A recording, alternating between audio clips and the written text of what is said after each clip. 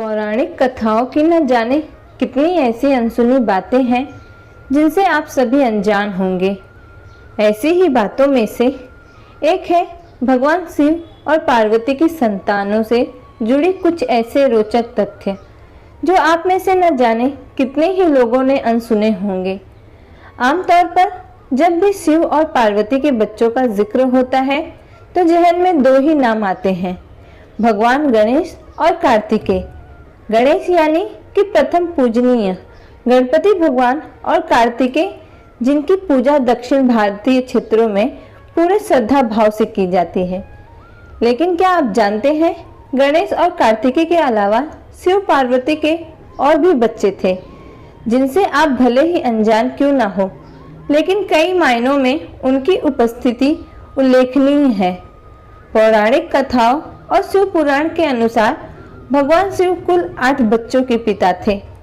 गणेश और कार्तिकेय के बारे में तो आप सभी जानते ही होंगे, लेकिन हम उनके और संतानों के बारे में बताने जा रहे हैं। अशोक सुंदरी। अशोक सुंदरी का जन्म कार्तिकेय के जन्म के बाद हुआ था। शिव पुराण में भी अशोक सुंदरी का व्याख्यान किया गया है।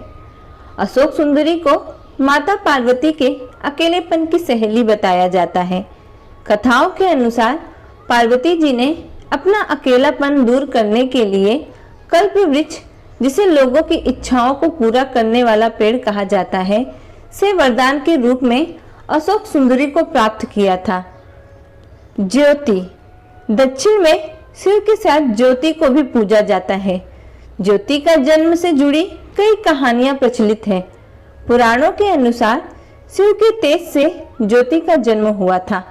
ज्योति के जन्म को पार्वती जी से भी जोड़कर देखा जाता है और कहा जाता है कि पार्वती के माथे से निकली एक चिंगारी से ज्योति का जन्म हुआ था। ऐसा माना जाता है कि ज्योति शिव के तेज को भी सहन सकती है।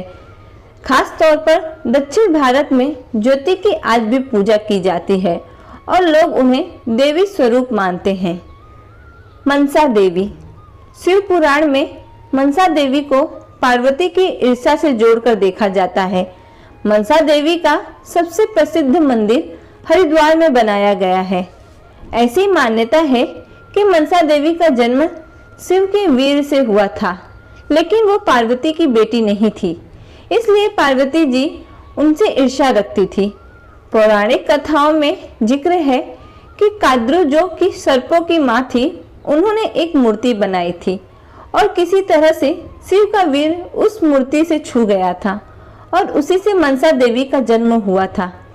मनसा के बारे में प्रसिद्ध है कि वो सांपों के विष का असर भी बेअसर कर सकती है और मंदिरों में उन्हें सांप के कांटे और छोटी माता जैसी बीमारियों को ठीक करने वाली देवी के रूप में पूजा जाता है। अयप्पा।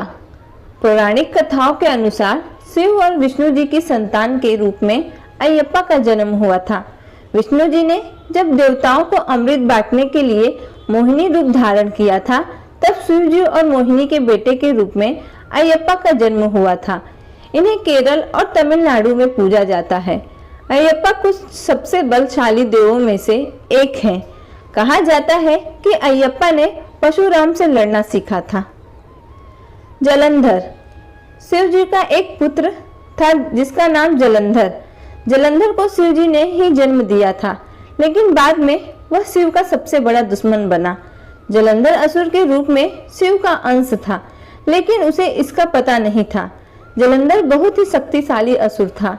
इंद्र को पराजित कर जलंधर तीनों लोक का स्वामी बन बैठा। एक बार भगवान शिव ने अपना तेज समुद्र में फेंक दिया। इससे जलंधर की उत्पन्न हुआ।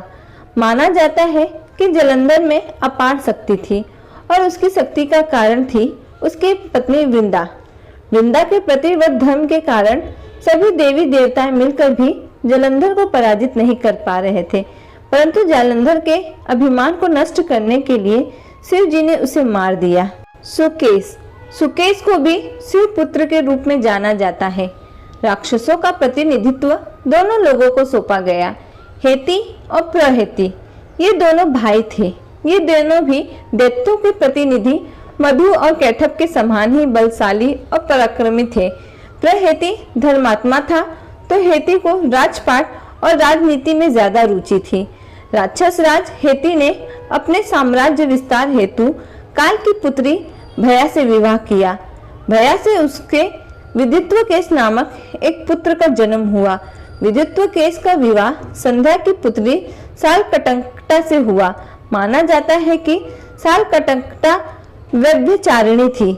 इस कारण जब उसका पुत्र जन्मा तो उसे लावारिस छोड़ दिया गया।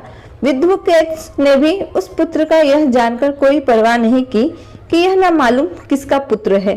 पुराणों के अनुसार भगवान शिव और पार्वती की उस अनाथ बालक पर नजर पड़ी और उन्होंने उससे सुरक्षा प्रदान की।